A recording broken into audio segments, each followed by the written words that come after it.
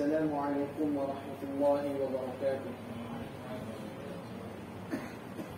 الحمد لله رب العالمين، والصلاة والسلام على أشرف الأنبياء والمرسلين سيدنا محمد وعلى آله وصحبه أجمعين. سبحانك لا علم لنا إلا ما علمتنا إنك أنت العليم الحكيم. رب اشرح لي صدري ويسر لي أمري واحلل عقدة من لساني يفقهوا قولي. اللهم صل على سيدنا محمد طب القلوب ودوائها وعافية الأبدان وشفائها ونور الأبصار وضيائها وعلى آله وصحبه وبارك وسلم. أما بعد. Terima kasih kepada Tuan Ishak, pengerusi masjid, rakyat musim majlis kita pada malam ini. Seterusnya barisan jawatan kuasa masjid Ibnu Syahrul Sungai Tiang Baru.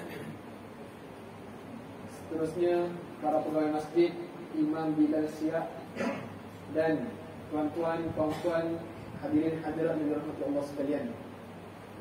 Alhamdulillah, pertama dan selamanya marilah kita sama-sama merafa'kan kesyukuran kehadrat Allah Subhanahu wa taala.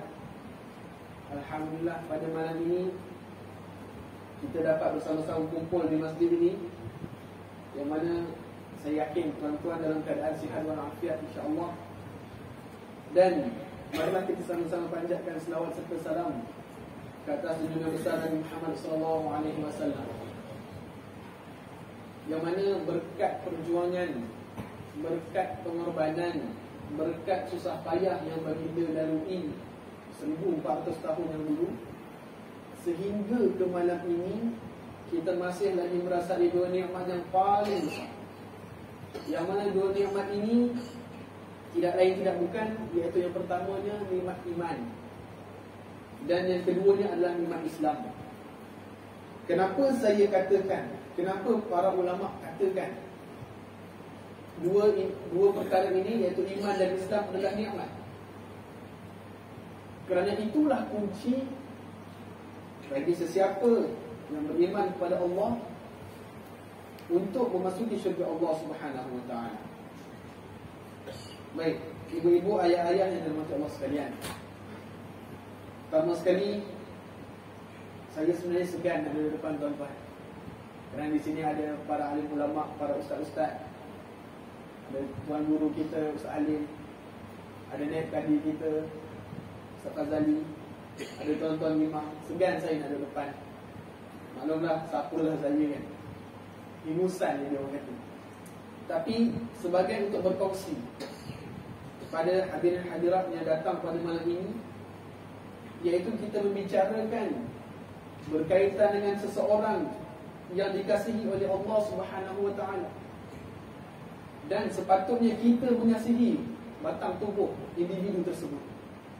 Tidak lain tidak bukan, iaitu kekasih kita, baginda Nabi Muhammad SAW. Jika kita tengok pada sekarang ini, zaman sekarang ini, baru tadi saya tengok internet, lalulah satu video berkaitan dengan soal selidik secara rawak, secara rambang. Ada orang, dia sempena dengan Maulid Rasul ni, dia sajalah pergi kat tempat awam, pergi dekat tempat orang ramai dekat Kuala Lumpur sana. Dia bertanyakan berkaitan dengan kekasih kita bagi Nabi Muhammad SAW, perkara-perkara yang asas, tuan-tuan. Antara soalannya, siapakah nama ayah baginda Nabi? Dan kita mungkin boleh jawab, namun ada yang tak boleh jawab. Siapa nama ayah baginda Nabi? Muhammad bin Abdullah. Dan ada pula tanya, okey, tak tahu siapa nama ayah Nabi, siapa nama datuk Nabi? Dengan yakin ni orang tu jawab, Ali bin Abi Thalib. Subhanallah. Dan ditanyakan, siapakah Aminah, isteri Nabi, katanya. Na'udzubillah. Tuan-tuan, ini hakikat masyarakat kita sekarang. Bukan di sini lah. Banyak anasir-anasir luar yang mereka yang tak perlu tahu pun, tapi mereka ambil tahu, Dan benda penting ini yang patut diketahui tak tahu. Na'udzubillah min dzalik. Mudah-mudahan terhindarlah daripada kita dan daripada keturunan kita, insya-Allah. Jadi serba sedikit kita kena tahu. Kerana apa? Kerana benda ini penting. Nabi kita, kekasih kita, kita kena tahu. Kalaulah ada pengajian berkaitan dengan subjek ataupun berkaitan dengan mengetahui perihal Nabi SAW, kalau boleh ikut-ikut, kalau sempat ikut-ikut. Dan semestinya kita kena tahu, kita kena kenal Nabi itu macam mana keadaannya. Ada satu kitab iaitu Syama'il Muhammadiyah, mungkin ada diajar di mana-mana tempat. Bacalah kitab tersebut. Dan daripada situ kita kenal Nabi kita ni macam mana, rambutnya panjang mana, badannya macam mana, gemuk ke macam saya ni? Tak. Nabi kita handsome, tough. Orang kata orang sekarang ni sasa lah. Baik. Jadi perihal berkaitan dengan Nabi Muhammad SAW ini, sahabat tahun, saya yakin tiap-tiap tahun masjid ini buat Maulidur Rasul. Walaupun adalah anasir-anasir luar yang katakan, buat apa buat maulid ni? Kan? Maulid ni bid'ah. Sudah. No nak menjawab. Zaman Nabi mana ada buat maulid ni? Mana ada ceramah ni? Siapa yang pandai panggil apa? Ustaz tak ada di mana? Nak kita agama tak tidak. Jadi benda-benda macam tu dah mula masuk dekat tempat-tempat kita. Sedangkan anak dia punya birthday bukan main, sambut, bawa kek bagai, bawa kek, siap panggil catering, so masak-masak lah. Happy birthday to my son, contoh yang pertama. Bukan main lagi. Tapi kekasih kita sendiri punya hari kelahiran, bila nak disambut, mulalah berdoa di sana, berdoa di sini, berdosa masuk neraka sampai sambut. Sambut birthday Nabi yang neraka. Tak logik lah. Baik, itu introduction. Permulaannya berkaitan kita buka minda kita, macam mana keadaan sekarang ini, yang kebanyakannya perkara-perkara yang negatif banyak masuk. Dengan hiburan entah yang melarikan masuk, tak salah berhibur, boleh berhibur, cuma ada had, ada batasannya. Baik, hadirin hadirat ibu ayah yang dirahmati Allah sekalian, insya-Allah pada malam ini saya nak kongsikan. Bukanlah saya nak ceramah tuan-tuan, kan? Bukanlah level saya untuk bagi ceramah. Level saya sekadar untuk berkongsi.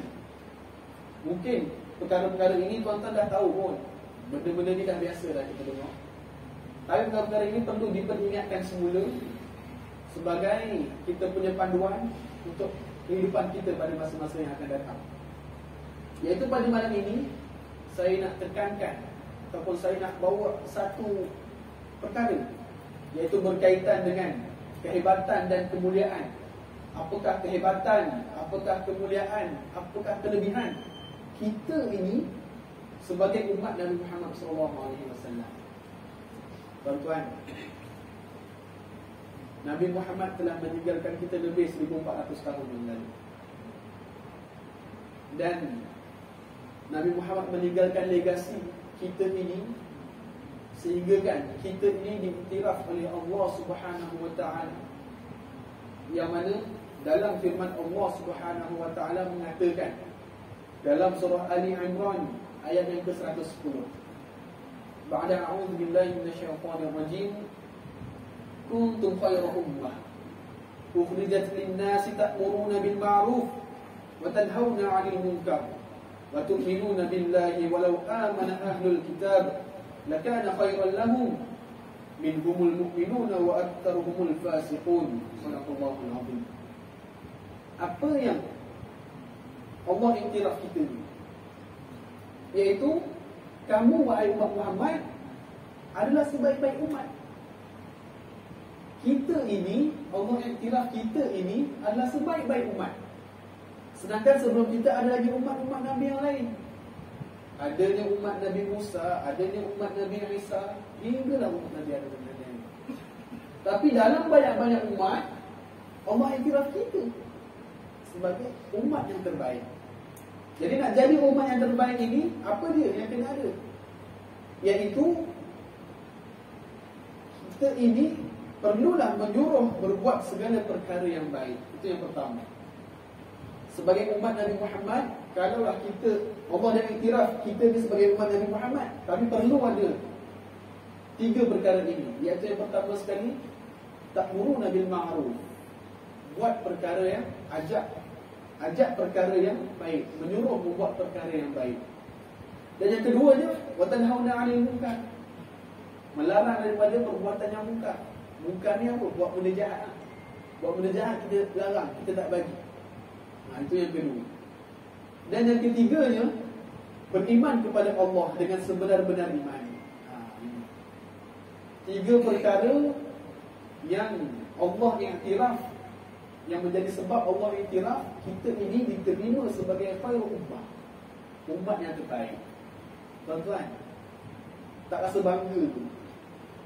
Kita ini Allah sendiri yang iktiraf kita ini sebagai sebaik-baik umat.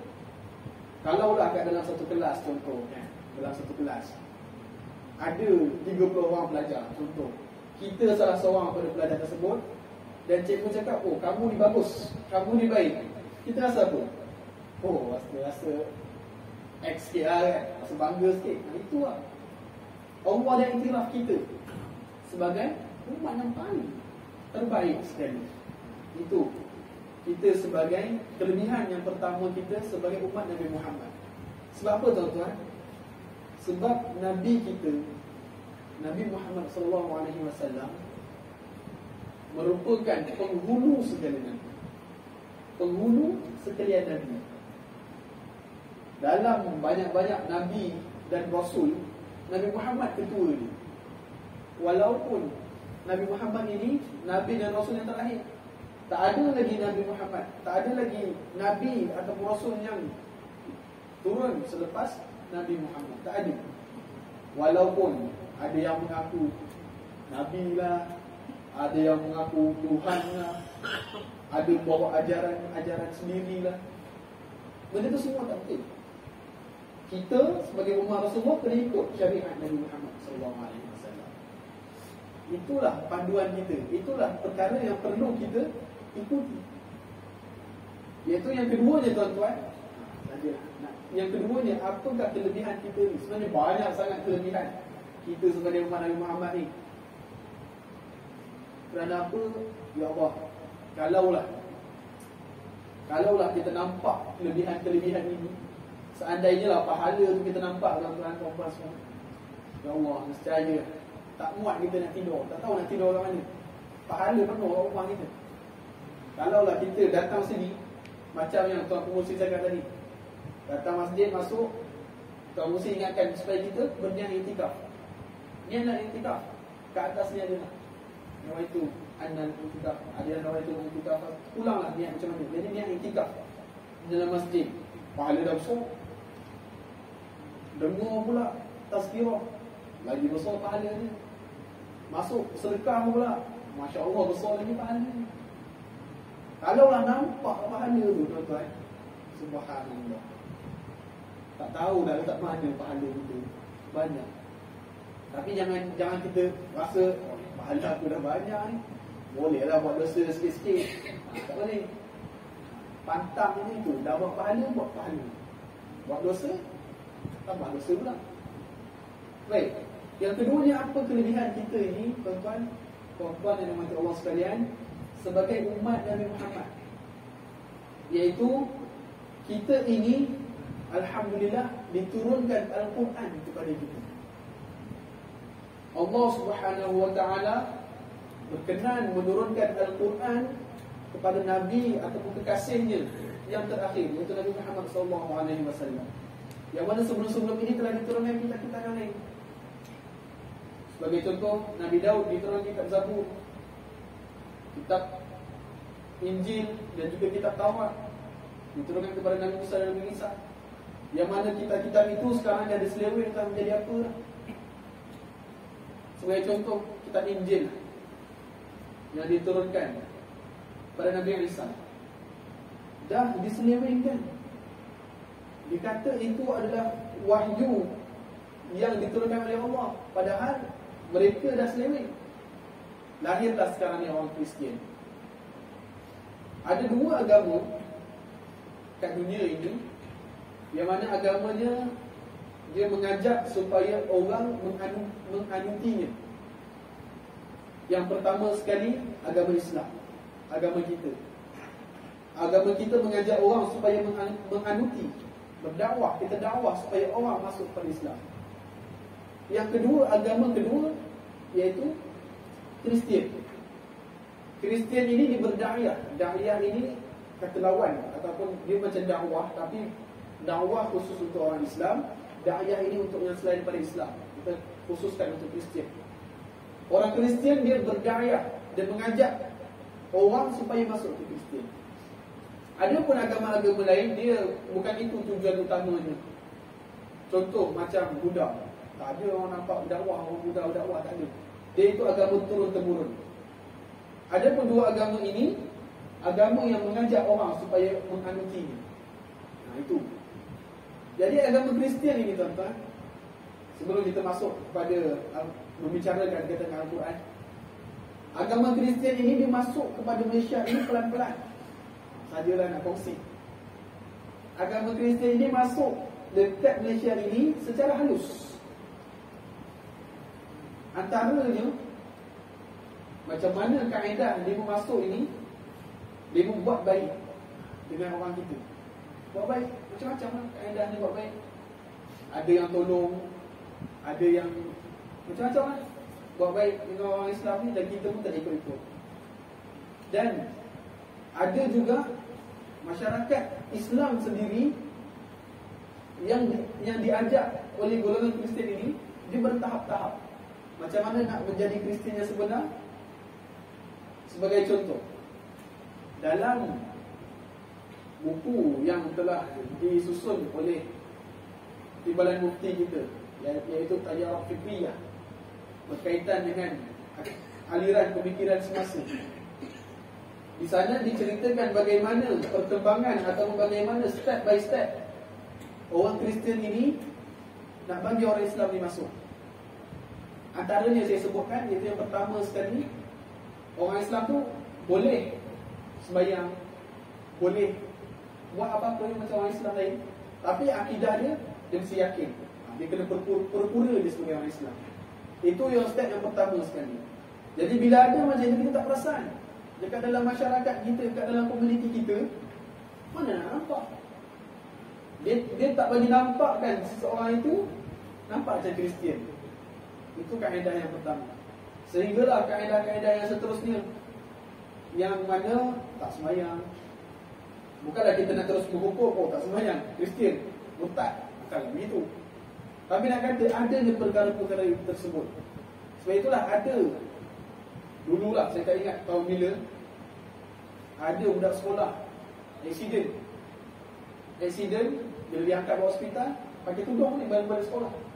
Bila diangkat tengok dalamnya ada salib, ada cross salib. Benda itu dah mula merebak. Adanya disalah dibaginya apa nama? Bible tu dibagi kat orang-orang, bacalah ni betul ni. Salah tak baca Bible? Boleh baca Bible, tapi jangan ikut apa yang dalam Bible. Kita tengok macam Dr. Zakir Naik, dia bukan setakat baca Bible, siap dia hafal Bible. Untuk apa tujuannya? Bukan untuk beramal, tapi untuk melawan. Untuk dia nak lawan dengan Bible tersebut. Baik, jadi berbalik kepada perbincangan kita, kitab-kitab ataupun wahyu-wahyu yang diturunkan oleh Allah Subhanahu Wa Taala melalui perantara malaikat Jibril, Allah telah memilih kita ini untuk menerima kitab, iaitu kitab Al-Quran. Tuan-tuan, ibu-ibu, ayah-ayah, kitab Al-Quran ini sangat-sangat untung. Sehingga kan para ulama kata Al-Quran ini adalah ladang untuk kita mengutip pahala. Al-Quran ni yang ada kat depan tuan-tuan, ladang ni untuk kita mengutip pahala. Sebab apa tuan-tuan?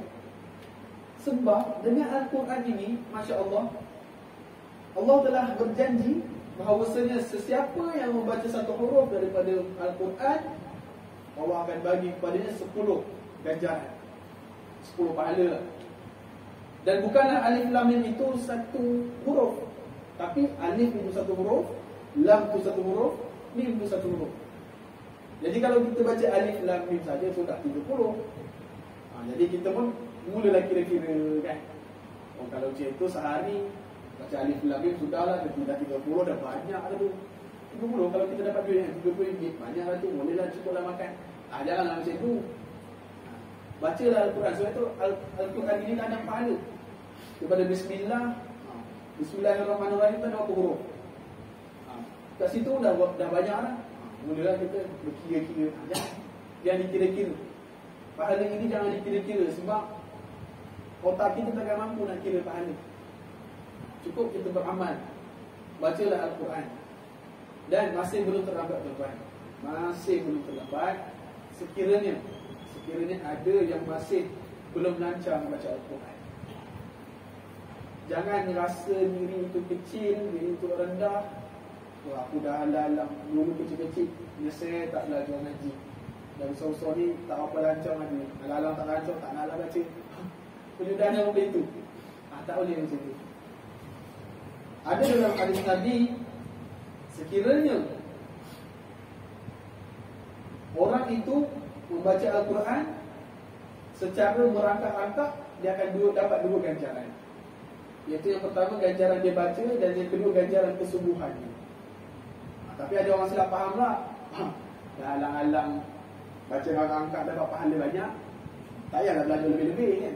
Jadi rangkak-rangkak dapat banyak sikit pahala. Silap lah orang itu. Jangan fikir macam tu. Baca.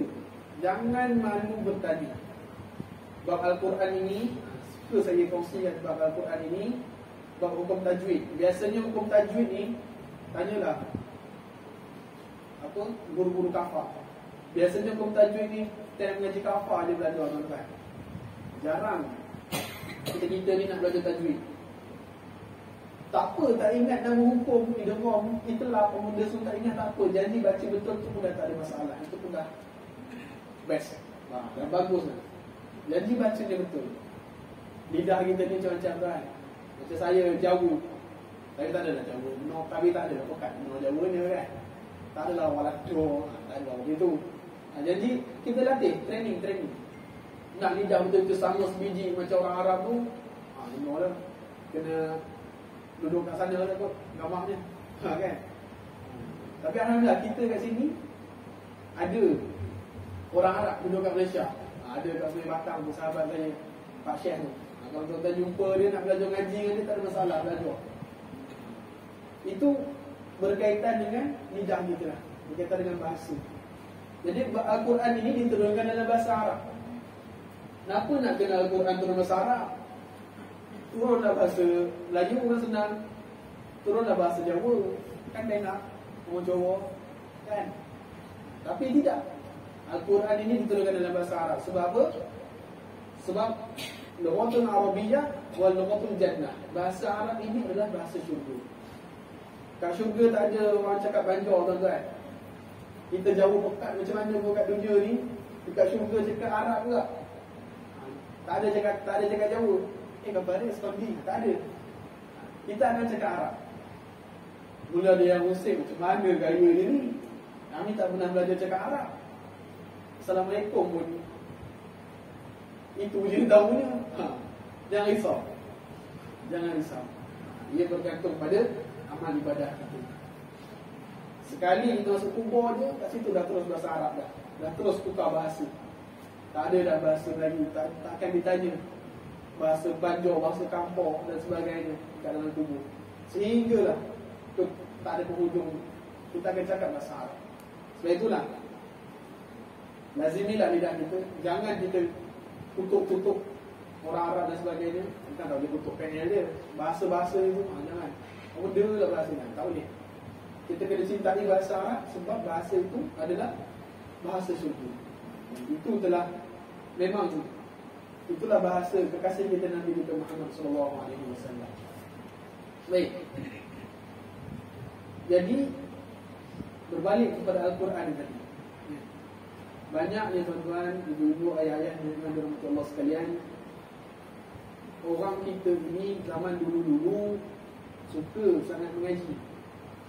Budak-budak kecil dah dihantar dekat Pak Kiai, Ustaz-Ustaz untuk belajar mengaji. Dan sekarang ini keadaannya terbalik. Dulu dekat kampung-kampung, budak-budaknya rajin jumpa ngaji-ngaji ni. Kalau kat pekan memang tak ada dah nampak benda-benda macam ni. Tapi sekarang terbalik tuan-tuan. Kita tengok kat pekan sana, banyaknya kelas-kelas pengajian. Budak-budak kecil dah dihantar mengaji. Kat kampung ni pula nampak sunyi. Surau-surau yang dulu meriah, kini sunyi. Tidak dinafikan sebab tak pernah ada orang pun dia. Banyak-banyak surau-surau dulu hidup sebab ramai orangnya. Sekarang ini dah ramai berhijrah dan sebagainya. Tapi itu jangan patahkan semangat kita untuk hantar anak-anak kita pergi mengaji. Sekarang ini sekolah pula dah nak buka, dah nak boleh buka. Terutamanya yang fasa 4 lah. Kita baru nak masuk fasa 3. Baru fasa 3 hari ni. Baru masuk fasa ketiga. Jadi sekarang ini bab belajar pula, ialah budak-budak sekarang, saya sebenarnya kesian sangat. Sebab belajar dia tak berburu. Dia berburu tapi ialah tengok gadget dia kan, tengok handphone. Dekat situ kita tak nampaklah keberkatan tu. Tapi keberkatan yang tak nampak itu, kita takut tak ada keberkatan. So belajar orang guru ni tuan-tuan, barakahnya ya Allah subhanallah. Macam ada guru saya. Guru saya kalau tuan-tuan kenal lah, Ustaz Muhammad Izhar Arif. Dia mengajar di UKM. Guru saya tersebut, dia belajar di Syria. Lama dia di Syria. Dia punya cakap Melayu pun dah telo Arab dah. Huruf D dia bukan huruf D macam kita, dia D. Jadi beliau ini, apa yang diceritakan, punyalah, dia bukanlah nak kata punyalah berkat tu. Kalau dia berguru tu, dia belajar tu dia depan sekali. Sampai kadang-kadang ada Pak Syekh Arab ni lah, bahasa Arab. Cakap-cakap bersumpah-sumpah kena kat muka. Itulah sebenarnya ada keberkatan dia. Bukanlah saja-saja datang depan, minta kena semua muka dengan air, bukan itu. Nak kata keberkatan dia jumpa. Kalau kita sekarang ini, kalau belajar PDPR guna handphone apa semua ni, kod ada buka video, nampak muka, tak ada lagi. Kan? Kadang-kadang tu buka, tutup video, dia sambung main game. Itu yang kita tak nak. Di mana keberkatannya kat situ? Tak ada keberkatan. Seakan-akan guru dia cakap seorang, anak murid tak dengar. Tutup telinga, tak dengar, sorok main game. Itu keberkatan dia. Baik, itulah sedikit berkaitan dengan situasi kita sekarang yang bermacam-macam. Baik, seterusnya ibu-ibu, ayah-ayah yang dirahmati Allah sekalian, kelebihan kita sebagai umat Nabi Muhammad SAW, yang mana kelebihan ini khusus Allah berikan kepada Rasulullah dan juga kepada umat, iaitu kita ni menerima kefarduan solat 5 waktu. Solat 5 waktu kita ni tuan-tuan, Rasulullah dapat terus direct daripada Allah, tidak melalui perantaraan malaikat. Yang mana amal ibadat kita yang lain, contoh macam puasa ni, macam zakat kita, apa lagi, apa-apalah amal-amal ibadat kita yang lain, bab hutang apa semua-semua tu, Allah wahyukan kepada Nabi kita. Adapun satu bab ini, iaitu solat. Solat ini Allah berikan direct kepada Nabi Muhammad SAW. Terus Nabi Muhammad dijemput oleh Allah, dipanggil, diundang oleh Allah SWT dalam peristiwa Mi'raj. Biasanya kalau Rombeng Isra Mi'raj, biasa diceritakan lah, kan? Dalam peristiwa tersebut, Nabi Muhammad telah menerima sendiri kefarduan solat pada asalnya 50 waktu. Bayangkan tuan-tuan, 50 waktu sehari semalam, bukan 50 waktu seminggu. 50 waktu sehari semalam. Rasulullah okey je, no problem. Allah kata, Muhammad nak 50 waktu untuk kamu dan umat kamu. Rasulullah, okey. Okey, tak ada masalah. Sehinggalah Nabi Muhammad turun jumpa dengan Nabi Musa. Bila jumpa dengan Nabi Musa kata apa? Hai Muhammad, umat kamu tu dah kecil-kecil, cumi lebih. Mintalah kurang ke Allah Ta'ala, mintalah diskaun, berapa lah dapat. Ini bahasa kita lah. Ini bahasa saya lah, nak bagi gambaran. Rasulullah pun naik balik, jumpa balik Allah Subhanahu Wa Ta'ala, minta diskaun. Dapat lagi diskaun 5, jadi 45 rakaat, jadi 45 waktu. Bila jadi 45 waktu, turun balik, Nabi Musa suruh minta diskaun. Begitulah sehingga 9 kali, sehinggalah dapat 5 waktu kita sekarang. Pun Nabi Musa kata, 5 waktu tu berat tu, umat kamu tak larang, tak hijab tu, minta diskaun ni. Sampaikan Nabi